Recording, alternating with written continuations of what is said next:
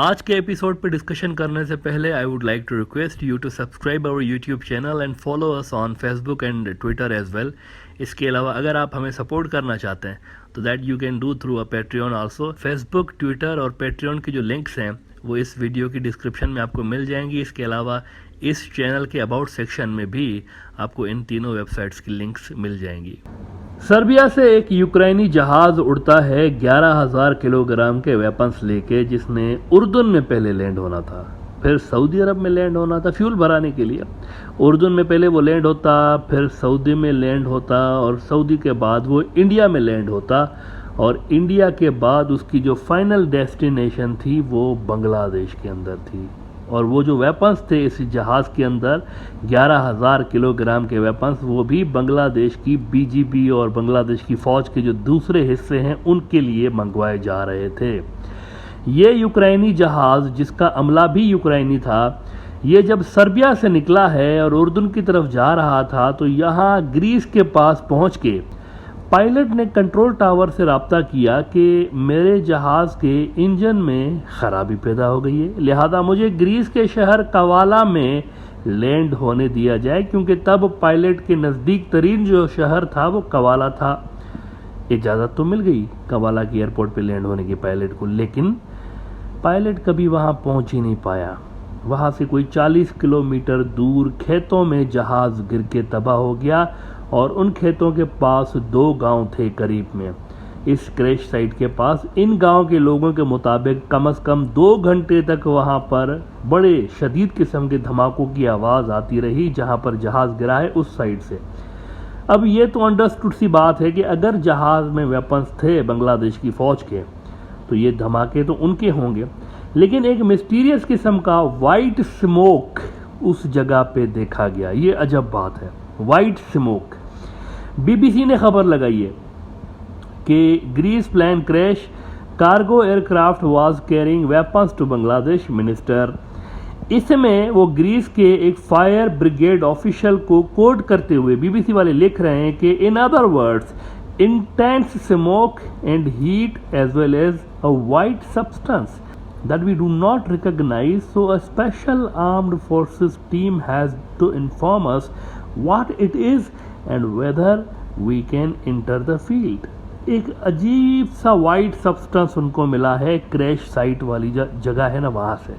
इनको भी नहीं पता कि ये क्या चीज़ है। ये वाइट चीज़ जो है वहाँ पर, ये स्मोक की तरह की वाइट कोई चीज़ है, ये क्या है? अब ये एक बड़ी मिस्टीरियस किस्म की बात है। जो कुछ भी हुआ, अब ये 1-2 दिन पहले की बात थी सारी, ये बड़ी मिस्टीरियस बात है कि जहाज़ उड़ रहा है और उसने उर्दून में लैंड होने से पहले ग्रीस तक जब पहुंचा है तो वहाँ पे गिर गया है और एक अजब सा वाइट सब्सटेंस उसके जहाज़ के पास से देखा गया। लेकिन इस बीच एक बहुत बड़ा प्रोपेगेंडा स्टार्ट हुआ। इस सारे इवेंट के बाद एक बड़ा प्रोपेगेंडा ग्लोबली स्टार्ट हो गया मीडिया के अंदर कि बांग्लादेश के नाम पे असल में ये वेपन्स यूक्रेन भेजे जा रहे थे। बांग्लादेश का नाम ड्रैग किया जा रहा था इस यूक्रेन वाली जंग में कि इनके नाम पे लिए गए हथियार असल में यूक्रेन की जंग में यूज होने थे, यूक्रेनी फौजियों की जानिब से रशिया के खिलाफ लड़ने के लिए।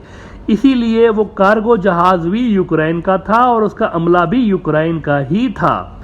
अब ये हो रहा है, आप देखें, बैठे बैठाए यूं ही बांग्लादेश को यूक्रेन की जंग के साथ जोड़ने का, और वो भी रशिया के खिलाफ, रशिया के खिलाफ बांग्लादेश को जोड़ने का षड्यंत्र आलमी सतह पर रचा गया।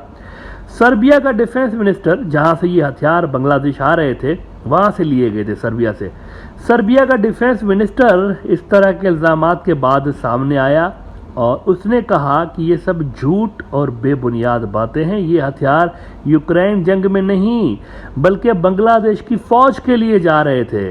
रूस का सरकारी अखबार तास न्यूज़ एजेंसी, अब ये उनका ऑफिशियल न्यूज़ आउटलेट है, उन्होंने कहा है कि crashed in 12 plane carried Serbian weapons to Bangladesh not Ukraine minister. ये TASS news agency, let me remind you again, ये उनका सरकारी न्यूज़ आउटलेट है रशिया का, वो कह रहे हैं कि the Serbian defence minister Nebojsa Stefanovic said the flight destined to Dhaka had all the necessary licenses under all global norms. और मजीद सर्बिया का मिनिस्टर कह रहा है कि the fake reports saying the plane was carrying Serbian weapons to Ukraine are absolutely inaccurate and malicious. एक भरपूर attempt हुई है आलमी सतह पर बांग्लादेश को यूक्रेन की जंग में ड्रैग करने के लिए, ये कहकर के बांग्लादेश वाले सर्बिया से हथियार लेकर यूक्रेन की फौज को दे रहे हैं कि तुम लड़ो रूस से लड़ाई करो। अब ये बहुत बड़ी बात है देखा जाए तो। यहाँ पर एक तो टारगेट क्या है, एक तो टारगेट नंबर 1 है रशिया बांग्लादेश रिलेशंस, कि उनको किसी तरह से धपड़धूस किया जा सके। देखें बांग्लादेश अमेरिका के दबाव के बावजूद रूस के खिलाफ जाने को तैयार नहीं हुआ है इस जंग के अंदर। उन्होंने रशिया को कंडेम करने से भी इनकार कर दिया था। तो इस जहाज गिरने वाले वाकये में 2 क्वेश्चंस पैदा हो रहे हैं। पहला ये कि बांग्लादेश के खिलाफ ये प्रोपेगेंडा किसने शुरू करवाया है आलमी सतह पे कि उनके जो हथियार हैं वो रशिया के खिलाफ यूज होने जा रहे थे, सर्बिया से लेके वो रशिया को देने वाले थे। इसकी इन्वेस्टिगेशन होनी चाहिए प्रॉपर। दूसरा ये ज़रूर इन्वेस्टिगेट होना चाहिए कि क्या ये वाकई हादसा था या ये कोई और चीज़ हुई है।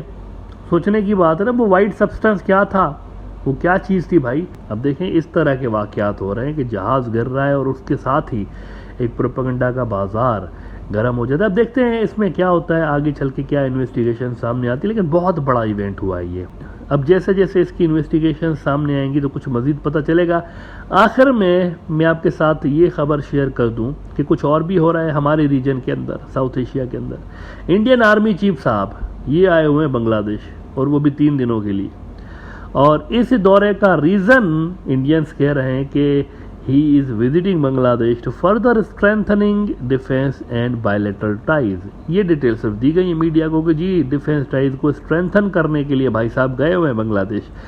लेकिन the real reason is different. India अभी भी कुछ डिफेंस प्रोडक्ट्स एक तो सेल करने के चक्कर में है जिनको बांग्लादेश कई बार रिजेक्ट कर चुका है, दोबारा ये इनको ऑफर करने जा रहे हैं।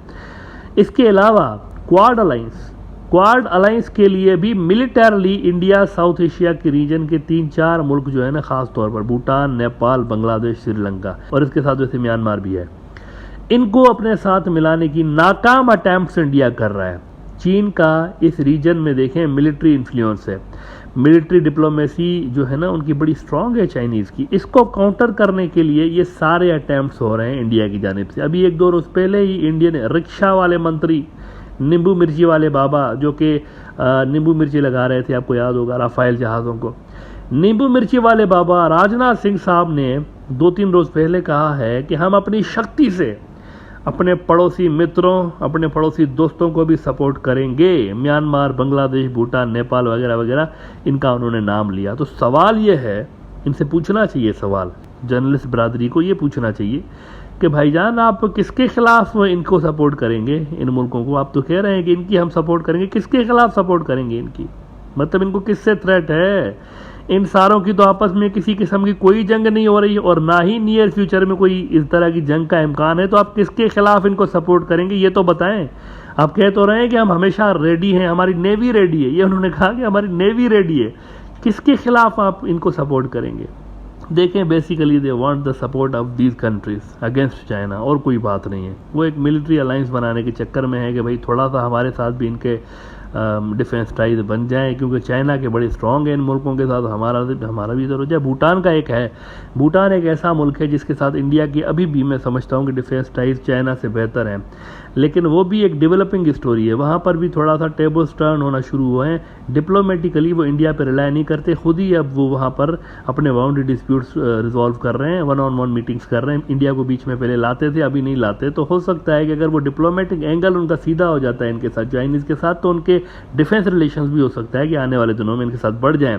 अदरवाइज बाकी कंट्रीज़ के यहाँ तो अगर आप देखते हैं तो आपको चाइना ही नज़र आता है। इंडिया कहाँ है? म्यांमार के अंदर तो इंडिया नहीं है ना, बांग्लादेश के अंदर तो इंडिया, मतलब डिफेंस के सेक्टर में तो कम से कम सबसे बड़ा डिफेंस पार्टनर तो उनका चाइना है। तो इंडिया बेसिकली ये ट्राई कर रहा है कि जनाब हम जो है वो थोड़ा सा इन्फ्लुएंस यहाँ पर पैदा करें। इसी सिलसिले में इंडियन आर्मी चीफ की ये जो सारी विजिट है ये हो रही है, लेकिन ये मतलूबा रिजल्ट हासिल नहीं कर सकेगी इंडिया के लिए, ये मैं बता दूँ आपको।